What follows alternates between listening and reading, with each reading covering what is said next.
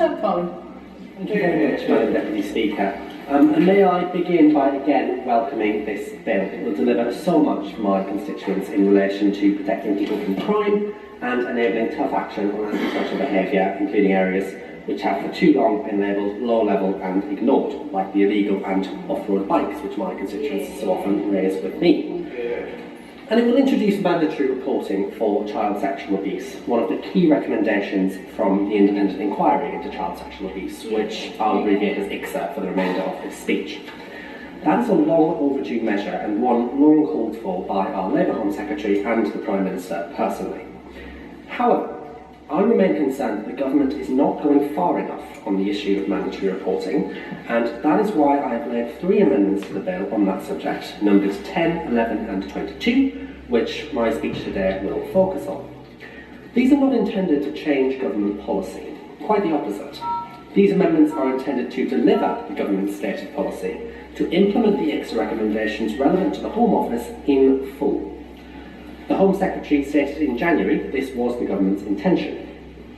And she reaffirmed that just yesterday, actually, in response to my question on her statement, with a firm yes, after I asked if it remained her policy to implement them in full. But there are 3 significant gaps in our plans to implement Recommendation 13 on mandatory reporting, where the bill is not delivering what ICSA recommended. With these gaps, I am concerned that the duty to report will be ineffective in some of the settings where it is most needed, religious groups in particular, and I will use the example of the Jehovah's Witnesses, the religious group which I grew up in, to illustrate how and why. They have a deep cultural distrust of secular authorities, and that leads to a culture of dealing with everything internally, as happens in a lot of different religious groups, including child sexual abuse, and reporting nothing to the police. Furthermore, their internal processes for doing so are atrocious. For example, there's something called the 2-witness rule, which means they take no action on any report of wrongdoing unless there are 2 witnesses to it. There are never 2 witnesses to child sexual abuse. I give this context to highlight why the mandatory duty to report must be absolutely watertight, as ICSA recommended, to prevent people in leadership organisations, or in leadership of organisations like this, from avoiding it. The second gap relates to who actually comes under the duty to report. ICSA recommended that it should apply to anyone working, firstly, in regulated activities with children under the Safeguarding and Vulnerable Groups Act 2006. The bill uses that criterion tick.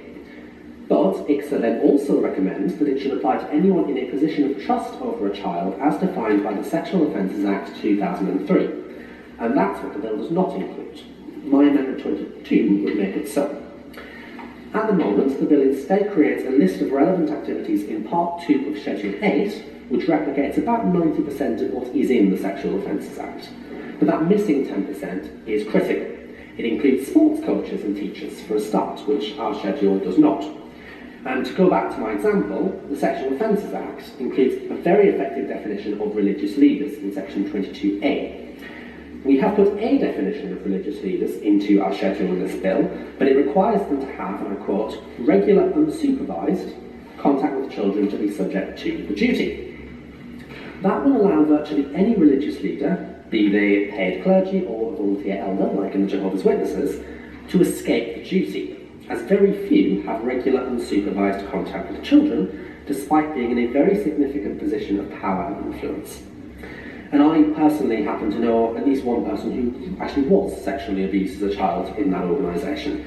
They went to speak to religious elders about it in the presence of their parents, and not unsupervised, and they were advised that to go to the police would mean bringing reproach on God's name. So no report was made, either by the victim, their family, or those religious elders. This is commonplace.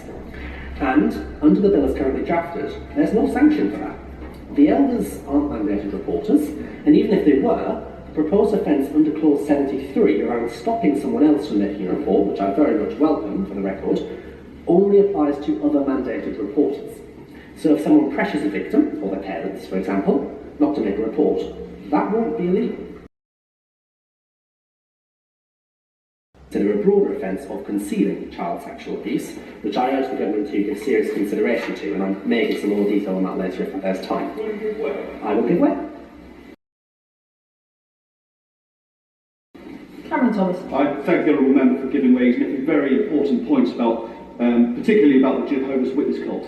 And one of the methods that they use to ensure that issues like this don't escape from the organisation itself is the act of disfellowship, where an individual is threatened by being disfellowship all communication with their own family. And I wonder if he'll go a little further into recognising that too. Thank you. Sam Colin. Absolutely well, and I very much thank the honourable member for that intervention. I'm very pleased that other honourable members in the House are aware of that issue. It's something I am trying to do some work on separately.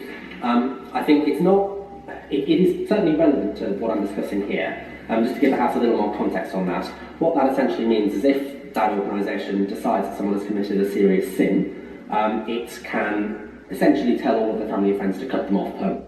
The same applies if they just choose to leave the religion. But very rarely is that applied to perpetrators of crimes, and more often to victims that report them. And it is an enormous problem that has to be dealt with, and I look forward to engaging with the honourable member further on that.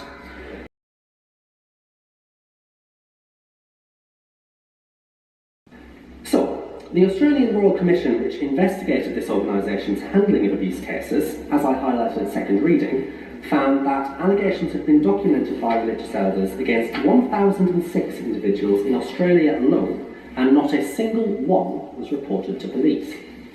So we must tighten up this definition and make sure it includes religious leaders.